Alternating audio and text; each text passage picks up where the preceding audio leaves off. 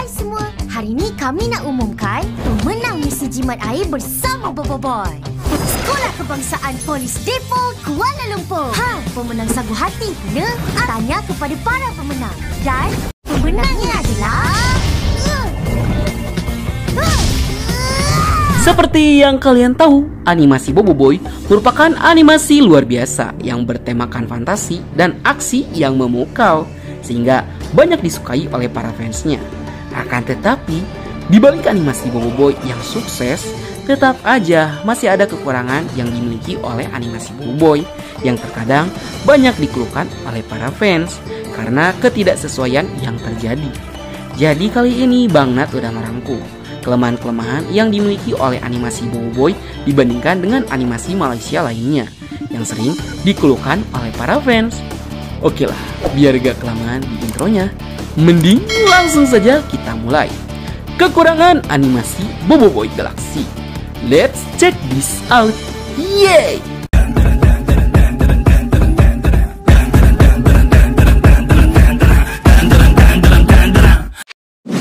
1. Tidak konsisten dengan cerita yang sudah diberikan.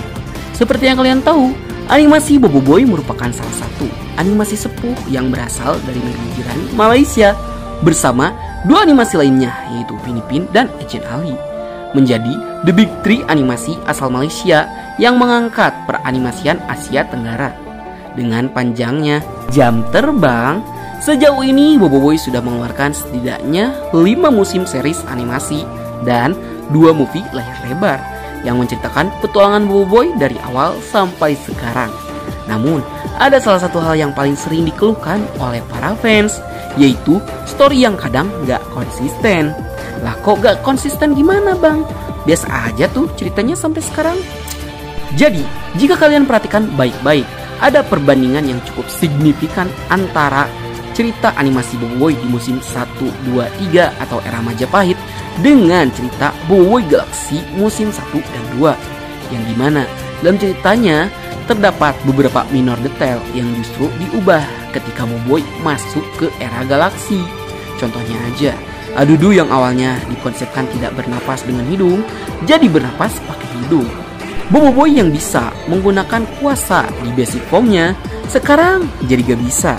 Bahkan konsep kelemahan tiap member Boboiboy udah gak berlaku lagi kayaknya dalam animasi Boboiboy Galaxy, kecuali Boboiboy. Dan masih banyak lagi sih hal-hal yang gak konsisten dalam animasi Boboiboy.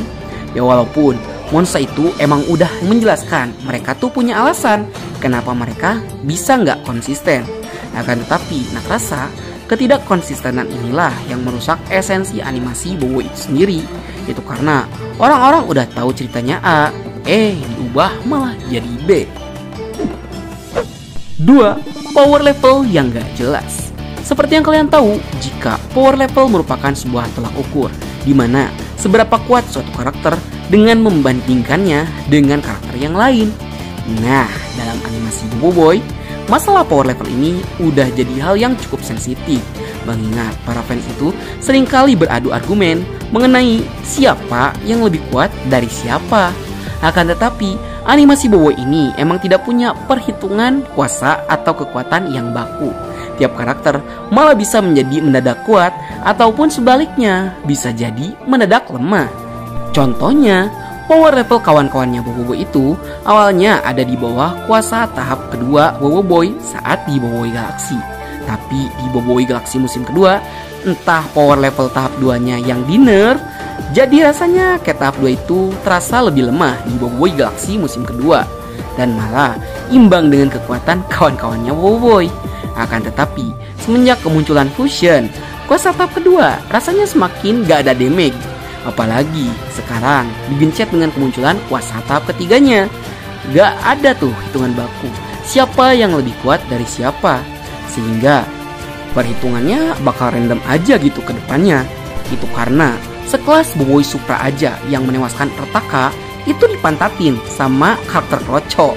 Dan Boboiboy kuasa 7 yang berhasil mengalahkan Borara kayak gak ada damage di hadapan Ramos.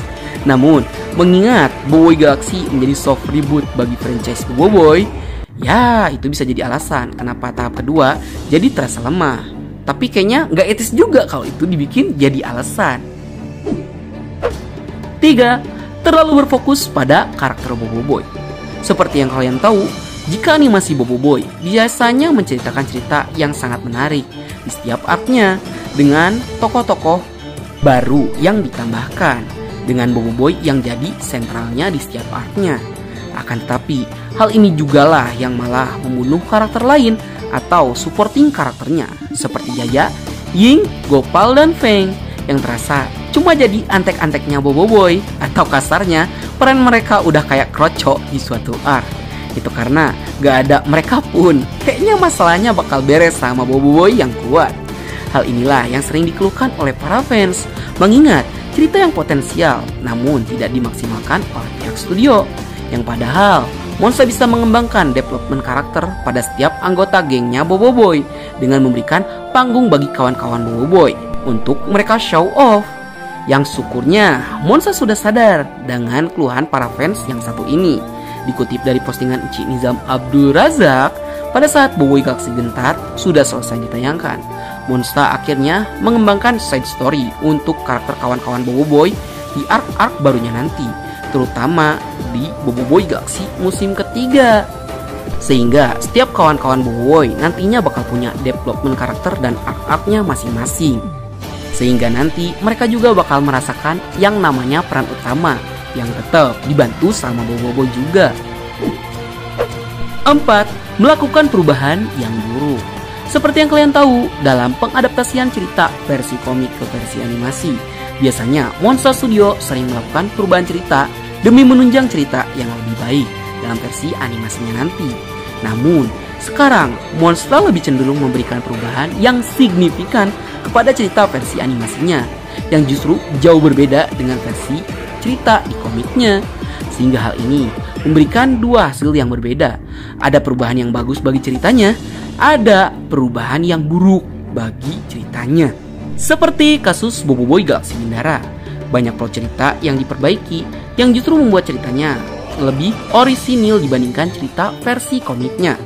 Hal itu memang positif, seperti perubahan Roller Ramos, peran Maripos, kemunculan Boy Supra, kemunculan Kuasa 7, dan lain sebagainya.